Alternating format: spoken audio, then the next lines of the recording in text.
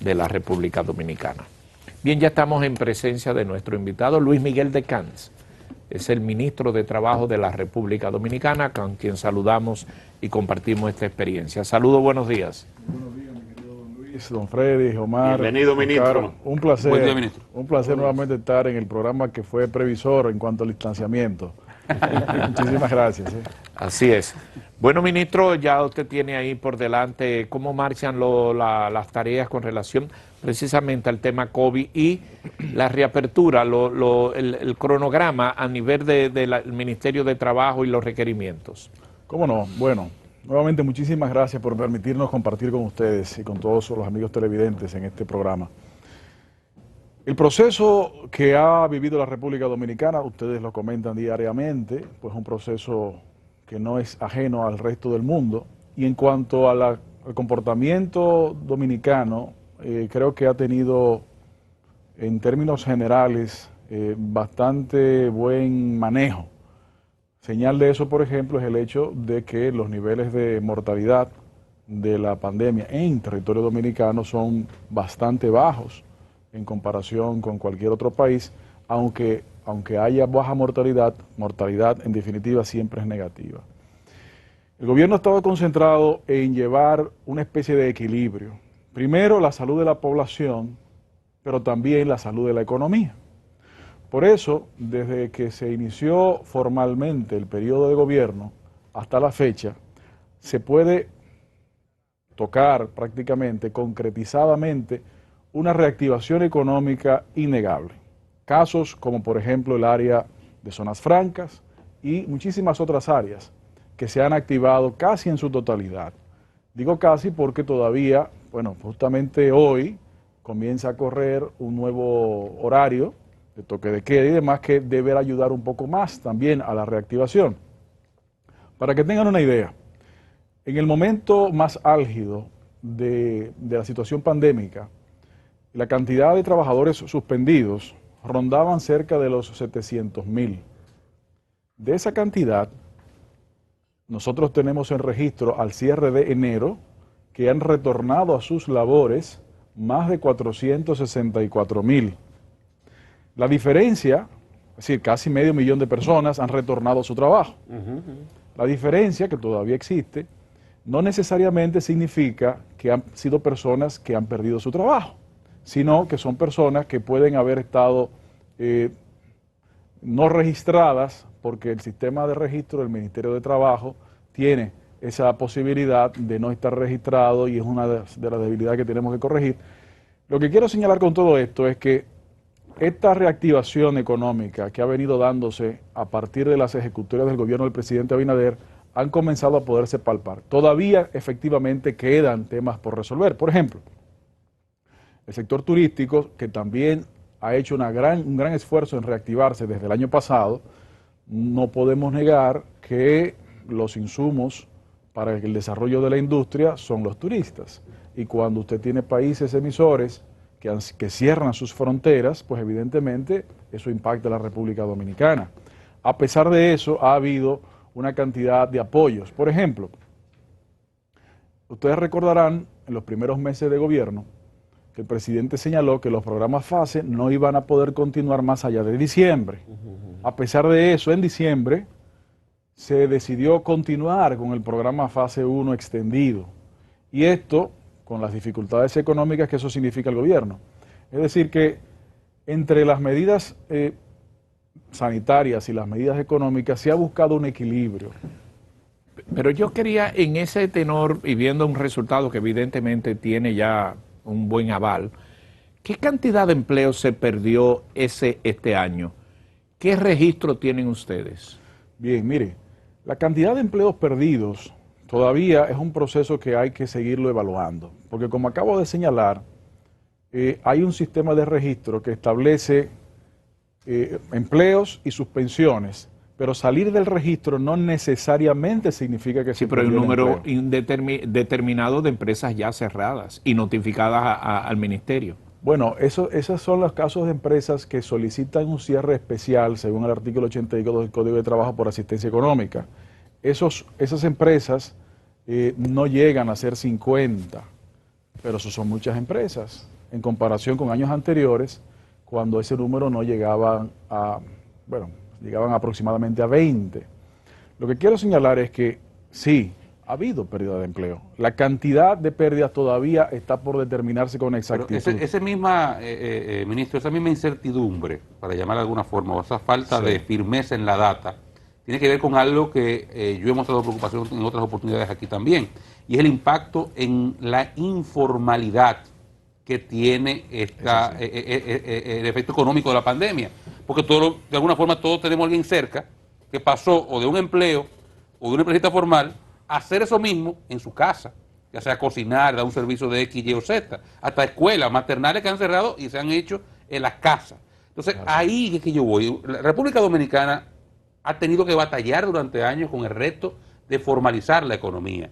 Una epidemia latinoamericana fundamentalmente.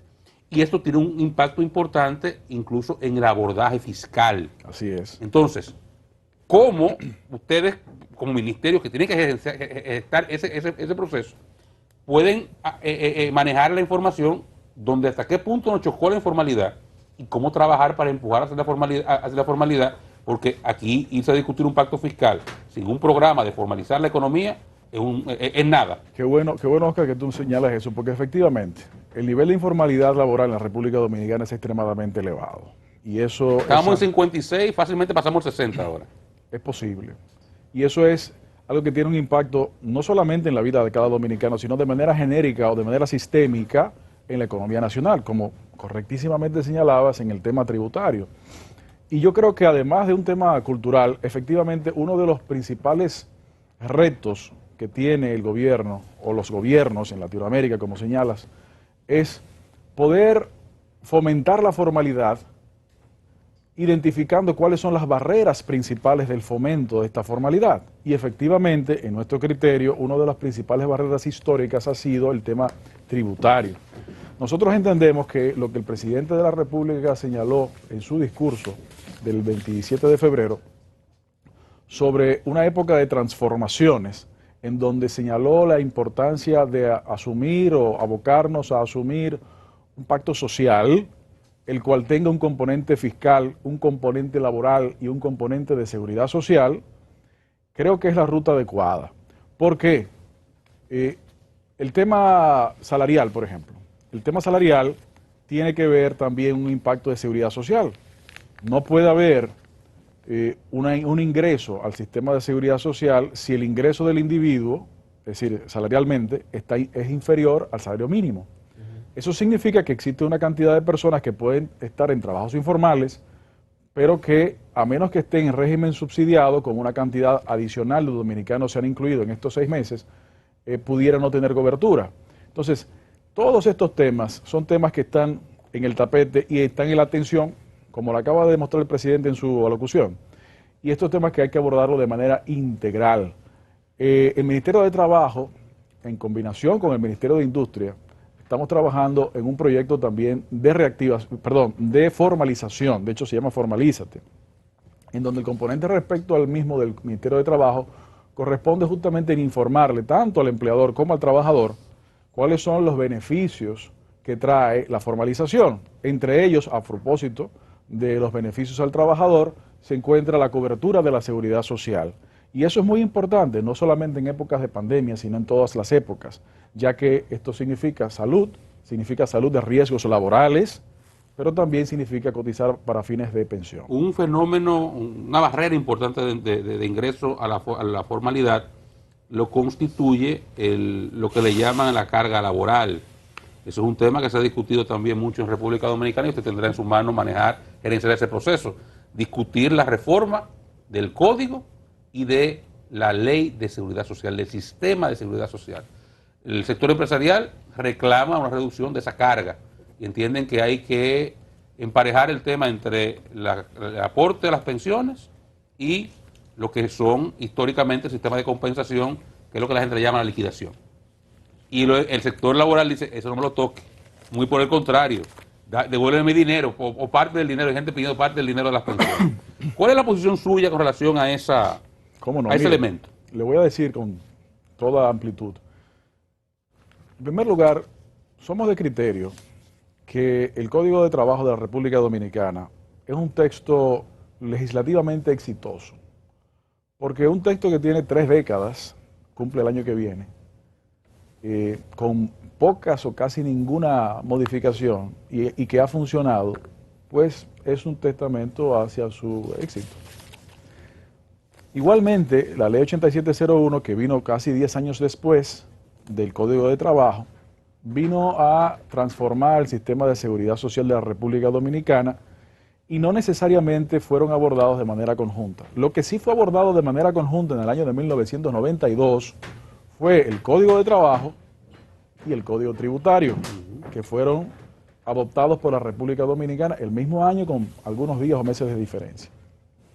Sin embargo, a pesar de ese éxito legislativo, entendemos que puede ser necesaria una revisión. De hecho, a principios de este año, en los primeros días de enero, el Ministerio de Trabajo convocó al sector laboral y al sector de los empleadores para construir de manera conjunta una agenda de trabajo, en donde le requerimos a cada uno de estos sectores, en el marco del diálogo social, el sistema tripartito y el Consejo Consultivo del Trabajo también, donde les requerimos cuáles son los principales retos que cada uno de esos sectores quiere atender y recibimos los insumos necesarios. Señalamos en esas reuniones que el sector gubernamental prefería en esas reuniones no expresar todavía su posición sobre algunos aspectos porque preferimos que los insumos vinieran del diálogo mismo. Ahora, el Ministerio de Trabajo ya tiene en sus manos cuáles son los temas prioritarios, tanto del sector de los trabajadores como los temas prioritarios del sector de los empleadores. Nosotros estaremos convocando en los próximos días ya una reunión formal también de los diferentes sectores para establecer de común acuerdo, esa agenda priorizada. Y efectivamente, tanto el tema de la seguridad social como el tema laboral se encuentran en esos insumos que hemos recibido de esos dos sectores. Lo que nos corresponde a nosotros como sector gubernamental es construir un consenso posible de esos temas, pero no construirlo en el vacío o construirlo como imposición o construirlo hacia el olvido, sino construirlo para poderlo desarrollar. Ministro. Permítame, don Freddy, Sí. el café. Claro, Que ya el ministro lo tiene ahí. Oliéndolo hace rato. Ministro, Café mire, podemos mejorar. ¿cómo abordan ustedes en este momento la Siempre hay que recordar, famosa perdón, ley? a don Rafaelito. Sí, la famosa ley 1692, la denominada 8020. ¿Eso es letra muerta o está con algún punto de inquietud para ustedes? Esa ley, don Freddy, es la de 80% 80% nacional, dominicano, 20% por que tiene que ver con los vecinos. Sí. Sí, Ese yo es sé. el Código de Trabajo. Yo sé. Efectivamente, si mal no recuerdo, en el artículo 85, creo. Es un muro legal. 185. Bueno, el Código de Trabajo, en donde se establece efectivamente ese requerimiento. Y muchas gracias por esa pregunta porque nos permite referirnos también a una parte del discurso del presidente de la República, Sí. en donde anunció, como parte de un programa más amplio que se llama República Dominicana Trabaja, que pronto daremos a conocer, uno de los elementos que compone ese programa es la dominicanización de la mano de obra. ¿Qué ha sucedido? Para hacer En todos los niveles. No Sí. solamente agrícola, sino agrícola Bueno, y construcción y y de agrícola construcción, como modo... porque son dos cosas diferentes. Sí, sí, muy diferentes. Señaló el sector construcción y el sector agrícola como puntos de mayor incidencia, evidentemente. Claro. Pero la ley es la ley. 80%. Y el 80-20 es para todos los sectores. Ahora, ¿qué ha sucedido? Eso no es Varias aplicable en cosas. esos sectores. Ministro. ¿Perdón? Eso no es aplicable en esos sectores. En esos En sectores. el sector agropecuario y en el sector construcción, Bueno, ese esa ley es- no es aplicable. Ese es el reto que vamos a abordar Sí. como parte del componente de este gran programa, porque efectivamente hay una serie de realidades Cambien la ley. económicas, hay una serie de Claro, realidades bueno, económicas Quiebre el sector. que hay que Quiebrelo. atender. Por ejemplo, hay una cantidad de beneficiarios de programas sociales, según nos informan las autoridades al respecto, que tienen 14, 15 años en el programa. Eso es un testamento a que es necesario un reenfoque porque hay programas sociales que tienen que estar enfocados hacia el desarrollo de las capacidades para la empleabilidad. Número uno. Número dos, se ha identificado desde ya algunas necesidades de la tecnificación de ciertos sectores, como esos particularmente que he mencionado. Con la tecnificación requiere también de capacitación para operar esa tecnificación, pero al mismo tiempo tiene que haber una tecnificación en caso del constructor, de la construcción, o el caso del agricultor, pero también la capacitación del individuo. En cuanto a esas áreas donde el reto es mayor, como Oscar exactamente señala, nosotros estamos concentrándonos de manera particular. Ahora, respecto a la totalidad, lo que ha sucedido también es que el Ministerio de Trabajo ha tenido que atender una reestructuración del mismo, en la cual también estamos trabajando. Una reestructuración del mismo para fortalecer las capacidades y las posibilidades de los inspectores de trabajo para que sean con un cumplimiento no solamente de esa parte de la ley, sino en sentido general, y se pueda verificar y eliminar o desaparecer cualquier irregularidad en esa labor. Me explico. El Ministerio de Trabajo, la última ley orgánica que tuvo fue en el año de 1948. Y bueno, Ha llovido. ha llovido un poco. Por cierto, se llamaba Secretaría de Estado de Trabajo, Economía y Comercio en ese momento. Economía y comercio. Economía y Han salido Comercio, tres de ahí. ya ustedes saben. Entonces, nosotros entendemos que parte de la reforma del ministerio tiene que estar concentrado hacia una visión del Ministerio de Empleo, Trabajo, Protección, Desarrollo y Seguridad Social, porque es el ciclo de producción. A través de ese ciclo de producción, me refiero del individuo en la sociedad, vamos a poder tener un seguimiento al individuo en el empleo, en caso de que pierda el empleo, la protección y el desarrollo social para que vuelva a obtener el empleo hasta llegar a sus años de jubilación. Cuando usted habla de, escúcheme, lo interrumpo ahí, ministro, cerró el ciclo productivo, la seguridad social, los fondos de pensiones. ¿Cuál es la posición del Ministerio de Trabajo sobre esta discusión de que si se entrega una parte de los fondos o se sigue consolidando la masa de dinero que van aportando empleador y empleado? Bien, nosotros entendemos que la ley de seguridad social debe ser atendida. Debe ser atendida. Nosotros entendemos que esa atención no debe ser de parches o de detallitos. Pudiera ser revisada de manera integral. De hecho, lo correcto, lo ideal, es que pueda revisarse conjuntamente con una versión del código. De hecho, a propósito de la pregunta que ustedes me hicieron hace un momento sobre el tema de la ley de seguridad social y el tema del código, tanto el sector empleador como el sector trabajador nos ha expresado interés en revisión de una y otra pieza legislativa, porque es que se relacionan. Cuando usted no tiene un trabajo formal, se le dificulta el acceso al sistema de seguridad social, sobre todo en los componentes de seguro de riesgos laborales y sistema de pensiones. Entonces, todos esos temas deben ser abordados de manera conjunta. Es cierto que ha habido una avanzada, unas actividades que se han desarrollado en reclamo de eso, y justamente la semana pasada el ministro administrativo de la presidencia y nosotros nos reunimos con una comisión que personifica o abandera o dirige un poco ese reclamo público, y lo que le expresamos allí es que la responsabilidad del sector gubernamental es construir los posibles consensos para desarrollarlos. Entonces, ese aspecto entendemos que debe ser abordado, pero debe ser abordado de manera mancomunada. Ministro, creo, si me equivoco, corríjame, que ustedes están obligados por ley a convocar al Comité Nacional de Salarios este año para la revisión del salario mínimo. Así es. ¿Es posible una revisión de acuerdo al IPC, como manda la ley, en las circunstancias actuales, en las cuales lo que estamos tratando de proteger el empleo? ¿Y hasta qué punto están claros sobre esta situación las centrales sindicales, los representantes del sector sindical, laboral y el mismo Estado? Mire, efectivamente la ley establece la obligatoriedad de la convocatoria de la conversación dentro del marco del Comité Nacional de Salarios de esa discusión cada 2 años. La última fue en el año 2019 y corresponde en 2021. Puede haber argumentos en la dirección de que esa convocatoria no puede esperar más y tiene que realizarse, como lo han planteado algunos actores de la vida del sector sindical de los trabajadores, y puede haber argumentos que señalan que no es posible la convocatoria de la misma y que debería aplazarse por la realidad pandémica y económica mundial y de la República Dominicana. Lo que nosotros podemos decir al respecto es que la ley nos obliga a hacerlo y tenemos que cumplir la ley. Ahora, lo que allí se discuta...